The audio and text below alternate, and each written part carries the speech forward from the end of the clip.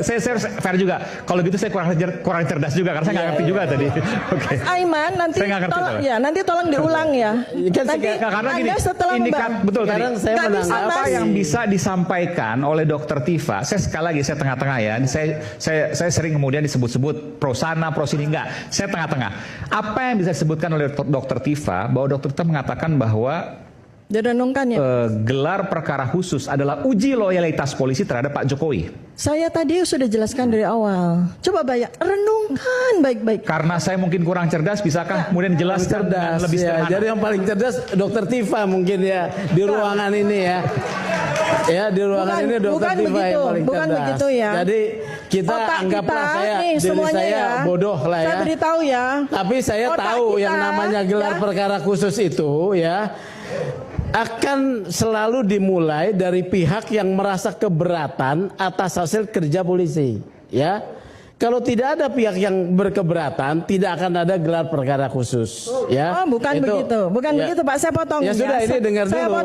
Saya potong. Kemudian indikatornya. Saya potong ya. Kemarin. Dokter Tifa, saya harus luruskan. Saya potong. Yang disampaikan Pak Sugeng itu udah benar. Tidak mungkin ada gelar perkara khusus kalau tidak ada pendumas. Tahu gitu loh ya. Ini tidak saya lihat dokter ini seorang yang intelek. Tapi kalau Anda juga masuk wilayah kamar keahlian orang lain, jangan kemudian membuat kesimpulan-kesimpulan yang menyesatkan. Ya, di sini saya itu pelaku ya. Saya pelaku. Saya sebagai saksi.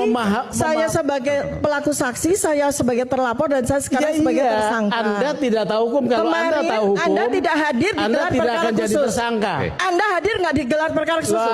Anda hadir saya jawab. cuma mau menganalisis soal yang namanya program gelar perkara khusus. Nggak perlu saya hadir ya. Karena saya bukan pihak. Anda hadir nggak di gelar perkara khusus? Bukan pihak. Saya setengah. Dokter Tifa. Dokter Tifa. Bu Dokter Tifa.